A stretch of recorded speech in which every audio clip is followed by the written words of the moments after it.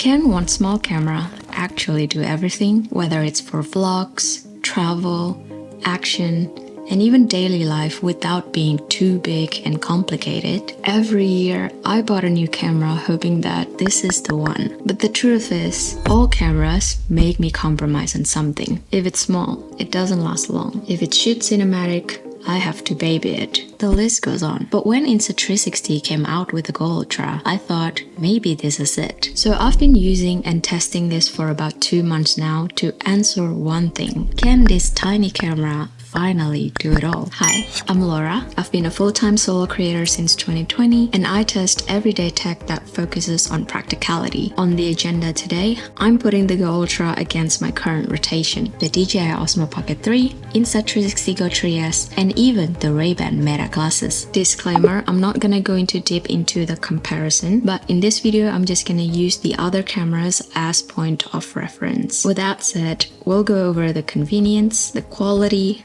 the durability, or whether it makes creating fun or a chore. By the end, you'll know if the GO Ultra can be your all-in-one setup, and also I'll share you my exact setting for vlogging, including all of my favorite accessories too. Big thank you to Insta360 for sponsoring this video, and let's start with portability, because if you're not comfortable holding it, you're never gonna start. After 5 years of vlogging, I've realized that finding a camera that has the highest specs is easy, but finding one you'll actually use is the real challenge here. When you're just starting to create, it doesn't matter if you have a $5,000 camera with you, but if you're too scared to pull it out and use it, might as well just put it back into the marketplace. Good news is, the GO Ultra really nails that sweet spot between small and functional. It's not pill-sized tiny like the GO 3S, but it's still discreet enough to sit within at least my comfort zone. Okay, here's how it looks when I'm filming handheld with the full camera. Here's when I'm filming handheld just with the standalone camera, another look while they're on the magnet pendant, and lastly, this is how they look in selfie mode compared to the other cameras. But if you're an OG, you know that the real portability test is putting it inside my smallest purse here with my iPhone. Heck,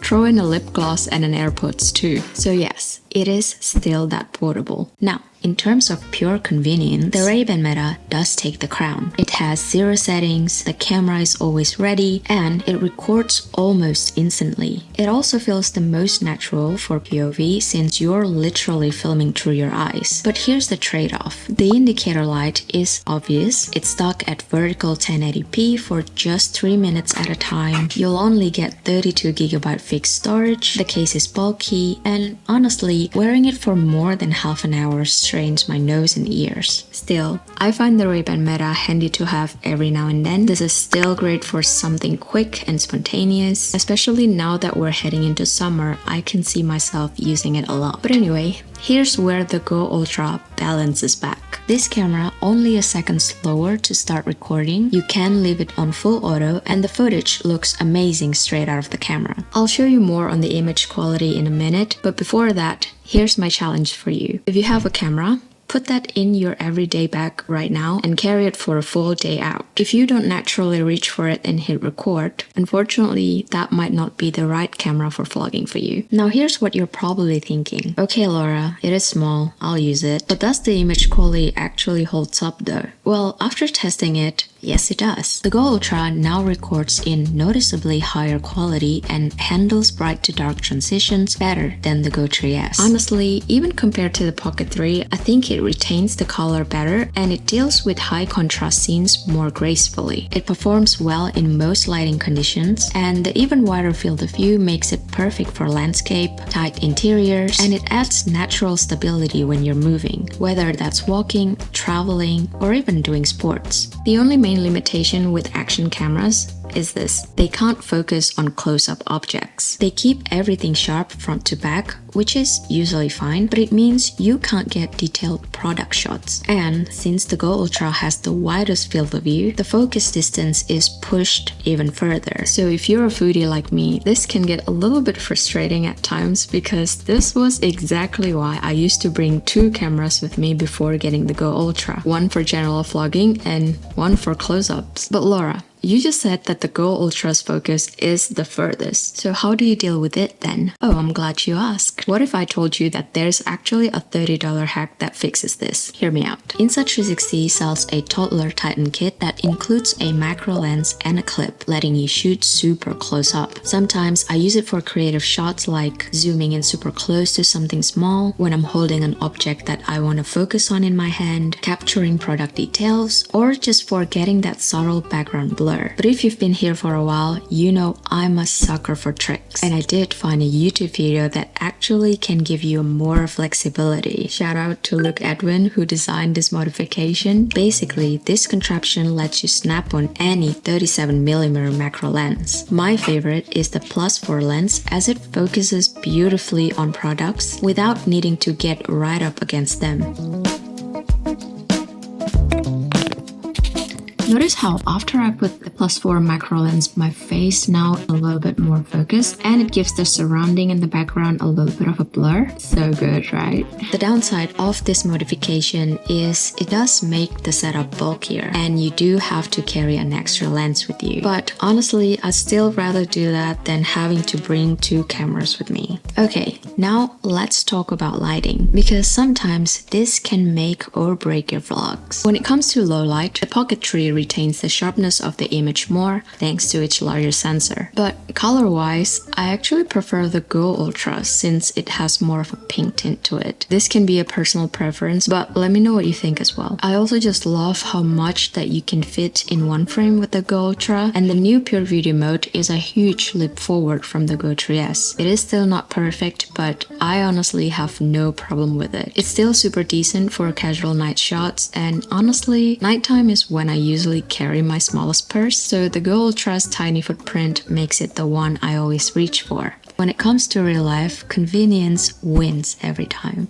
Alright, we've done covering the basics, but after months of testing, there are 4 things that made me fall in love with this camera even more. First, because it's so wide, vertical filming is a breeze. It's just as easy as turning the camera on its side and you'll get way more in one frame. Even if you crop a horizontal clips into vertical, you still keep a lot of the scene. Now that's huge if you love posting on TikToks, shorts, reels, or stories. Second thing, the Go Ultra now has 4K clarity zoom, which keeps detail better while recording than zooming in editing, so your image doesn't turn mushy. If you look at this comparison side by side, the texture on the 4K clarity zoom actually still sharp, which is really awesome. Third, time-lapse on the Go Ultra actually now on par with regular video. With other cameras, their time-lapse image quality just doesn't do it for me. I guess this is again a personal preference, but with the Go Ultra, the color is better, the contrast is softer, so it looks more natural. And this is huge because I used to record on regular video and then fast forward it in post. Now I don't have to do that again.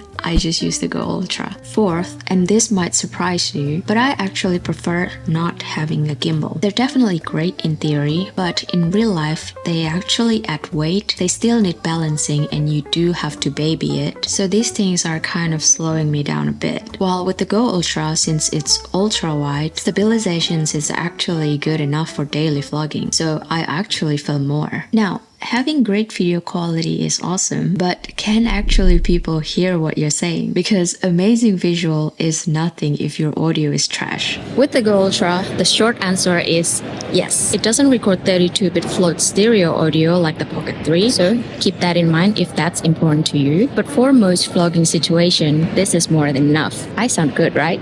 I personally think audio is one of the most important part of a video, but as long as my voice is clear, I can compromise on other things. The only real weak spot with Insta360 GO Ultra's audio is when the camera is not facing you in a noisy environment. A lot of the time your voice is gonna sound a little bit muffled, and that's when an external mic really helps. I've been testing the Insta360 Mic Air, and by the time you're watching this, it finally works wirelessly with the Go Ultra. Alright, this is super new, but I am currently testing the wireless Bluetooth connection using the Mic Air on the Go Ultra. They just upgraded the firmware last night. I just successfully successfully connected it. And how does this sound, guys? They also include in the firmware upgrade the battery level on the microphone. So now I don't have to guess anymore whether I need to charge the mic or not. And the other thing is you can activate noise reduction when you're using Mac Air wirelessly as well. So curious on how that performs. But for now, this is really huge because I just love how small the Mac Air is. So best believe I'm gonna bring it everywhere now.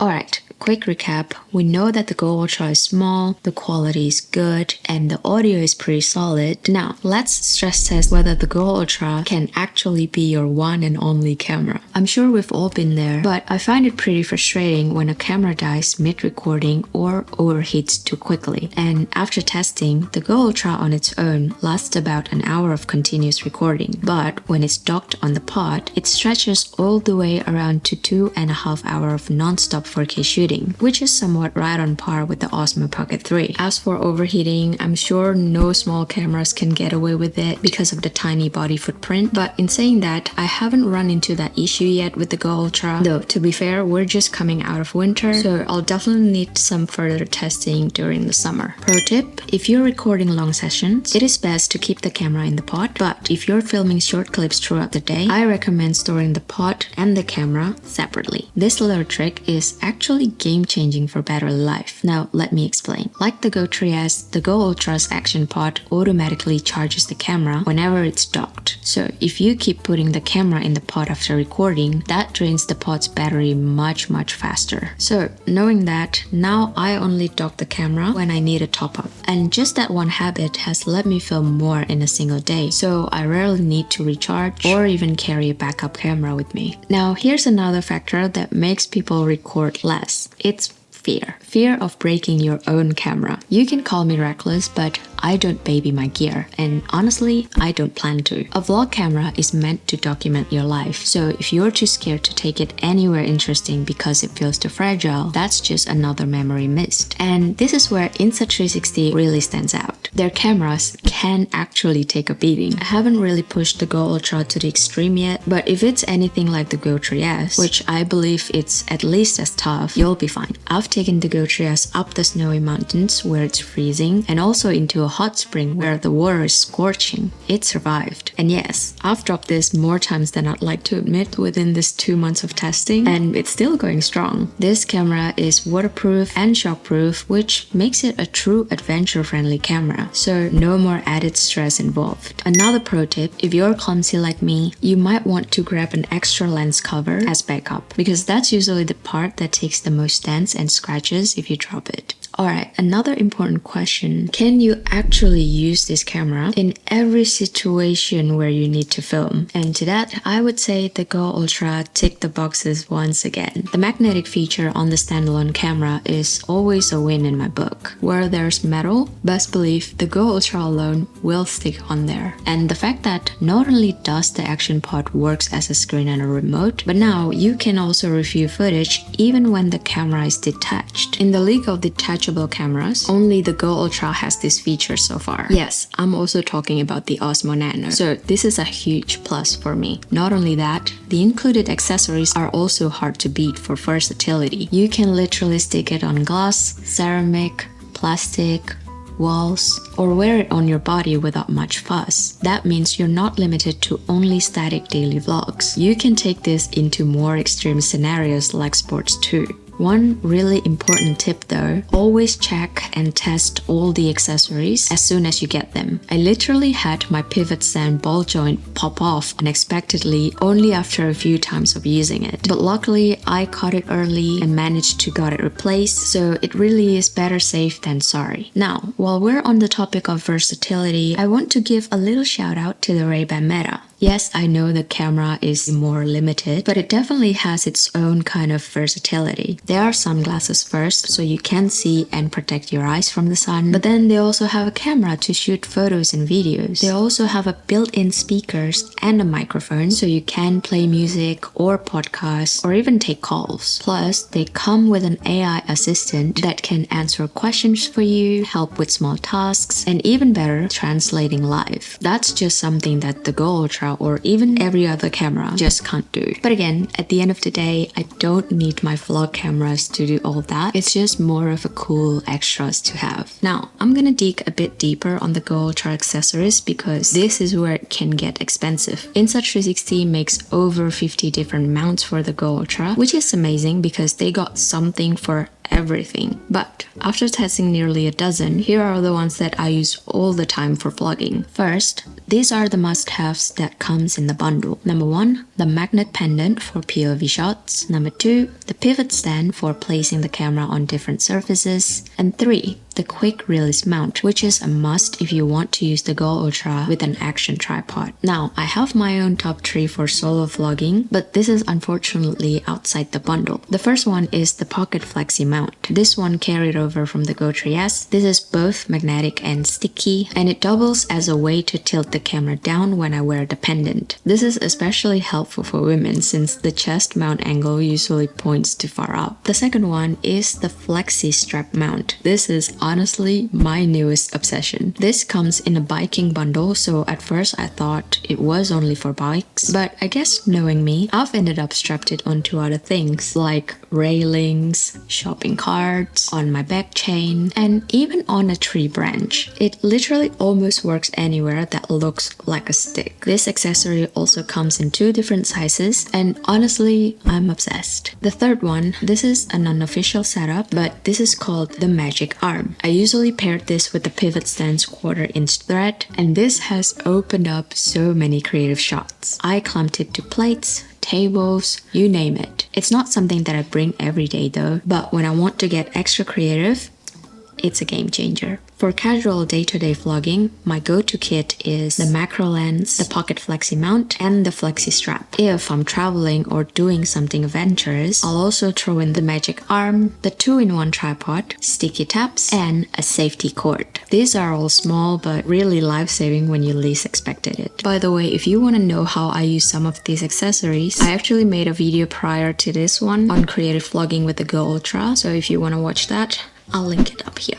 I've shown you all the cool features with the GO Ultra, but does this camera actually worth the price? Okay, I actually think the GO Ultra is pretty competitive considering what it can do. The accessories are where the real cost adds up, but then again, those accessories are really what makes this camera really shine, so they're definitely worth considering. If I could change one thing, I'd really love to see Insta360 let people build their own bundle, or at least make the camera and the pod as a separate pack so that you can pick only what you need. With that said, if you're buying today, I'd personally go with the Creator Bundle. It includes the magnet pendant, pivot stand, a tripod, and the quick release mount, which basically all the essentials. And if you do the math, it's still a really great value. Alright. Before we wrap up, since you made it this far, let me show you the exact setting that I use with the GO Ultra. This settings really makes my footage consistent every single time while still being super low key. First, I turn off the light indicator and the button sound. This one is personal preference by the way, but I just like recording in silence without blinking light giving me away. Second, I set the anti-flicker to 50 Hz. That way, indoor lights don't show up with weird flickers, but just note that this depends on your country, so please do double check yours for the best result. Third,